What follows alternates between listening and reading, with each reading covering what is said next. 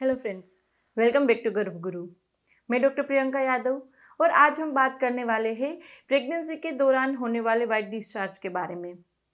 बहुत ज़्यादा क्वेरी आ रही थी, बहुत ज़्यादा क्वेश्चन आ रहे थे कि प्रेगनेंसी के दौरान मुझे वाइट डिस्चार्ज हो रहा है तो मैं क्या करूं। यहाँ पर कंफ्यूजन ये रहता है कि ये वाइट डिस्चार्ज नॉर्मल है या नहीं, क्योंकि प्रेगनेंसी के दौरान पहले महीने से लेकर 9 महीने तक वाइट डिस्चार्ज होना कॉमन होता है।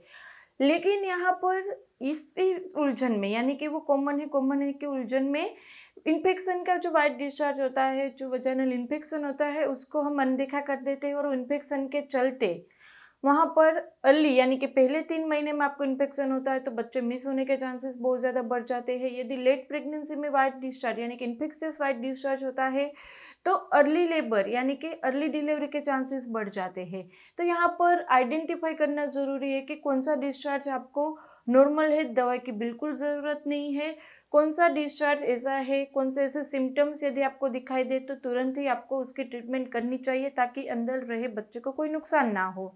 तो ये कंफ्यूजन यहाँ पर हम क्लियर करने वाले हैं। डिस्चार्ज में जो वेरिएशंस होते हैं वो हम आपको डिटेल में समझाएंगे ताकि आप अपने आप खुद से ही बिना डॉक्टर को कंसल्ट किए पहचान पाए ये नॉर्मल है या एबनॉर्मल। तो वीडियो आखिर तक देखते रहिएगा फ्रेंड, और अच्छा लगे तो लाइक करना नहीं भूलना है। गर्भ गुरु को अभी तक सब्सक्राइब नहीं किया तो कर लीजिए, क्योंकि आप लोगों के लिए बिल्कुल ही फ्री है। तो चलो फ्रेंड, स्टार्ट करते हैं। प्रेगनेंसी के दौरान होने वाले वाइट डिस्चार्ज को हम कैसे आइडेंटिफाई करें, और यदि इन्फेक्शन आपको हुआ है, डिस्चार्ज हो रहा है, तो उसकी ट्रीटमेंट हम कैसे करें। तो चलिए शुरू करते हैं। जैसा हमने आगे बताया, प्रेगनेंसी के दौरान वाइट डिस्चार्ज क्यों कॉमन है, क्योंकि हमारी बॉडी में जो प्रेगनेंसी हार्मोन रहते हैं, एस्ट्रोजन और प्रोजेस्टेरोन, उसकी मात्रा ज़्यादा रहती है। अब वो प्रोजेस्टेरोन क्या काम करेगा, वो हमारे जो यूट्रस रहता है, जो बच्चेदानी का मुख रहता है, सर्विक्स, वहाँ पर ब्लड फ्लो बढ़ाएगा।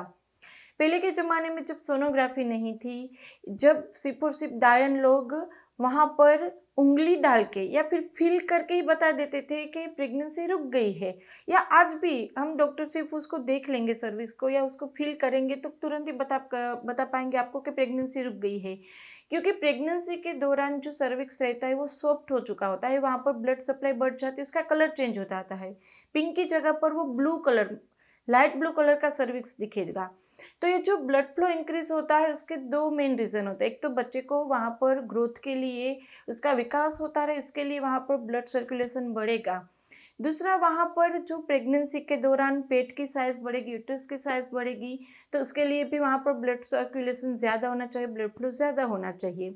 और तीसरा जो ये हम बोलते थे आगे आपको कि प्रोजेस्टेरोन जब बढ़ेगा, तो अब ये बढ़ा हुआ प्रोजेस्टेरोन आपकी वजाइना की दीवार को, आपकी सर्विक्स की दीवार को सॉफ्ट कर देगा और वहाँ पर म्यूकस सिक्रीशन बढ़ा देगा। ये म्यूकस सिक्रीशन क्या काम करेगा, वो सर्विक्स की आगे एक प्रोटेक्टिव मैकेनिज्म लेयर के जैसा काम करेगा। और वो लेयर क्यों काम करेगा, ताकि आपके अंदर सर्विक्स में या फिर बच्चेदानी में कोई इन्फेक्शन ना जाए। बैक्टीरिया, वायरस यदि आता भी है तो वो वाइट डिस्चार्ज के साथ साथ फ्लश आउट होकर बाहर निकल जाएगा, आपके बच्चेदानी तक नहीं पहुंचेगा।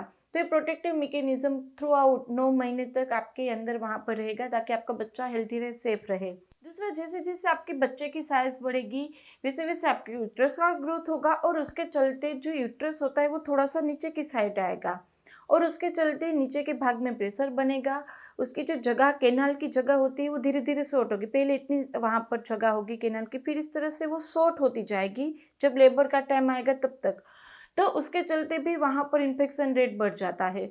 तो उसको प्रिवेंट करने के लिए वहाँ पर म्यूकस सिक्रीशन बढ़ा देता है, ताकि थोड़ा सा भी इन्फेक्शन अंदर गया, प्रीटर्म लेबर बढ़ जाएगा वहाँ पर चांसेस।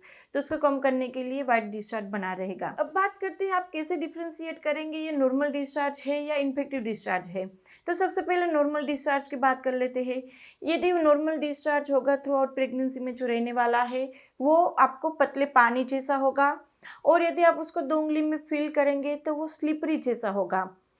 तीसरा, उसमें से किसी भी तरह की स्मेल नहीं आएगी। नॉर्मल स्मेल जो पहले प्रेगनेंसी के पहले आपको पीरियड के पहले के डिस्चार्ज में, बाद के डिस्चार्ज में आएगी, वैसे ही थोड़ी सी हल्की स्मेल आएगी।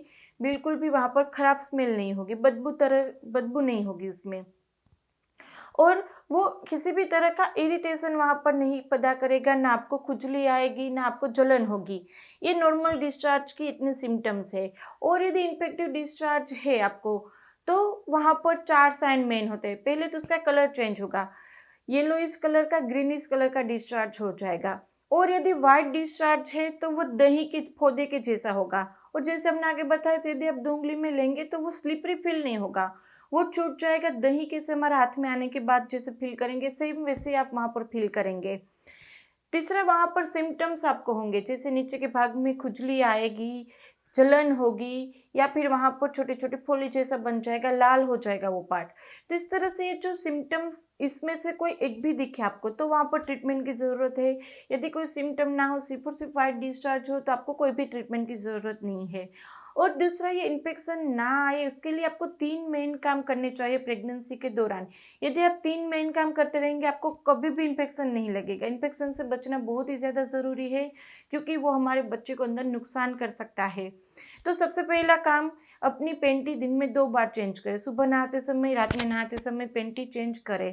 यदि रात में नहाते नहीं है, विंटर में या किसी और तरह से आपको हैबिट नहीं है, तो आप पैंटी चेंज करके सोइए। दूसरी मेन चीज़ है, आप जब अपनी पैंटी धोएंगे तो उस टाइम पे यदि बार बार इन्फेक्शन हो जाता है प्रेगनेंसी के दौरान, प्रेगनेंसी पहले भी आपको टेंडेंसी है कि वाइट डिस्चार्ज हो जाता है, तो अपनी पैंटी को डेटॉल या सेवलॉन के पानी में 10-15 मिनट भिगोए, उसके बाद धूप में सुखाए। पैंटी को धूप में ही सुखाना कंपलसरी है, ताकि यदि थोड़ा सा भी फंगस या बैक्टीरियल इन्फेक्शन है तो वो वहीं पे ख़त्म हो जाएगा। तो इस तरह से धूप में सुखाने की हैबिट बनाए। और तीसरा, यदि आप रिलेशन रखते हैं तो रिलेशन के पहले और रिलेशन के बाद वी वॉश या फिर क्लिंजन वॉश या फिर बहुत इलेक्ट्रासिड वॉश, बहुत ही बाजार में अवेलेबल है जो वॉश, उसमें से कोई भी एक वॉश आप इस्तेमाल कर सकते हैं। रिलेशन के पहले, रिलेशन के बाद अच्छे से पार्ट को क्लीन कीजिए।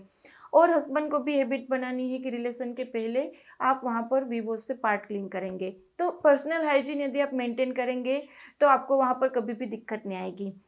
वी वॉश का इस्तेमाल आपको सुबह में, रात में नहाते समय भी करना है। रिलेशन यदि आप नहीं रखते प्रेगनेंसी के दौरान, तो भी आपको वी वॉश यानी कि पर्सनल पार्ट को अच्छे से क्लीन करना है। तो उसके लिए जो वॉश मिलते हैं वो उसका इस्तेमाल आप कर सकते हैं। और यदि इन्फेक्शन हो जाता है तो क्या करें, ये भी बहुत ज़्यादा लोग पूछते हैं।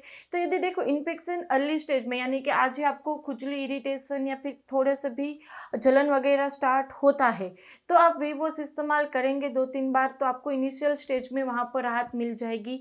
लेकिन यदि इन्फेक्शन अंदर चला गया है, ज़्यादा इन्फेक्शन है, तो आपको ट्रीटमेंट की ज़रूरत पड़ सकती है। तो उसके लिए आप अपनी गायनेक को कंसल्ट कर सकते हैं। उसमें सबसे पहले आपको वजाइनल टेबलेट दी जाएगी, 3 दिन तक डेली रात में इंसर्ट करनी होती है। लेकिन यदि उससे भी ठीक नहीं होगा, बहुत ज़्यादा मात्रा में होगा, तो आपको इंटरनल एंटीबायोटिक जो टेबलेट देते हैं वो भी लेनी पड़ती है। तो इन्फेक्शन यदि होता है तो उसको बिल्कुल भी लाइटली नहीं लेना है। उसकी ट्रीटमेंट आपको इनिशियल स्टेज में जल्द से ही होती है, तुरंत ही आपको इन्फेक्शन की ट्रीटमेंट करनी चाहिए।